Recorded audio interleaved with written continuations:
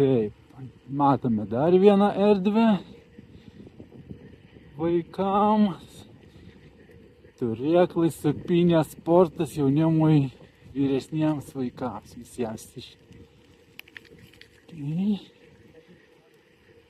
Reikia pasivyti. O, dar viena čilinimo vieta.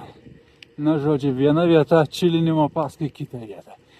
O, čia atomai, tinklai. O,